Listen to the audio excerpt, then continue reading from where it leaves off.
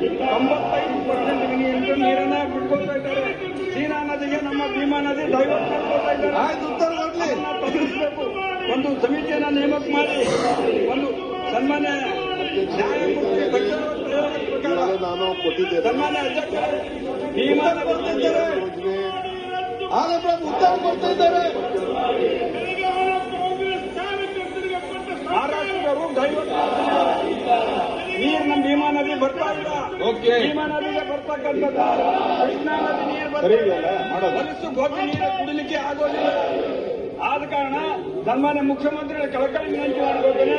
ಭೀಮಾ ನದಿ ನೀರನ್ನ ಮಹಾರಾಷ್ಟ್ರದವರು ಬಚಾವತ್ತ ತೀರ್ಪಿನ ಪ್ರಕಾರ ಬಿಟ್ಟು ವಿರೋಧವಾಗಿ ತೆಗೆದುಕೊಳ್ತಾ ಇದ್ದಾರೆ. ಅದನ್ನ ಬಂದ್ ಮಾಡಿ ನಮಗೆ 3 TMC ನೀರು ಬಿಡಬೇಕು ಪ್ರತಿ ವರ್ಷ. ಅದನ್ನ ಬಿಡಬೇಕಂತ ಹೇಳಿ ಕಳಕಳಿ ವಿನಂತಿ ಮಾಡಿಕೊಳ್ತೇನೆ. ಅಧ್ಯಕ್ಷ, ಏನು ನಮ್ಮ ಅಣ್ಣಂ ಪ್ರಭು ಪಾಟೀಲ್ ಅವರು ಪ್ರಸ್ತಾವನೆಯನ್ನು ಮಾಡಿದ್ದಾರೆ. ಈಗಾಗಲೇ ಬೆಣ್ಣೆತೊರೆ ಯೋಜನೆ, ಗುಂಡಾತರ ನಾಲಾ ಯೋಜನೆ ಮತ್ತು ಅಮರ್ಜಾ ಯೋಜನೆ ಇವೆರಡೂ ಕೂಡ ಈಗಾಗಲೇ 1922ರಲ್ಲಿ ಇದಕ್ಕೆ ಸುಮಾರು 20,234 ಹೆಕ್ಟೇರ್ ಕೃಷಿ ಕ್ಷೇತ್ರಕ್ಕೆ ನೀರಾವರಿ ಸೌಕರ್ಯವನ್ನು ಒದಗಿಸಲಾಗಿದೆ. ಗುಂಡುತರ ನಾಲೆ ಹತ್ರ 7,543 ಹೆಕ್ಟೇರ್ ಪ್ರದೇಶಕ್ಕೆ ನೀರನ್ನು ಹರಿಸಿ ರೈತರ ಜಮೀನುಗಳಿಗೆ ನೀರಾವರಿ ಕಲ್ಪಿಸಲಾಗಿದೆ. ಇದು ಅಮೃತ ಯೋಜನೆ ಕೂಡ ಈಗಾಗಲೇ ನಾವು 7,400 ಹೆಕ್ಟೇರ್ ಜಮೀನಿಗೆ ಒಳಹರಿವಿನ ಕೊರತೆ ಮೀಸಲು ಈಗ ಕಾಮಗಾರಿಗಳನ್ನು 2008ರಲ್ಲಿ ಪ್ರಾರಂಭವನ್ನು ನಾವು ಮಾಡಿದ್ದೇವೆ.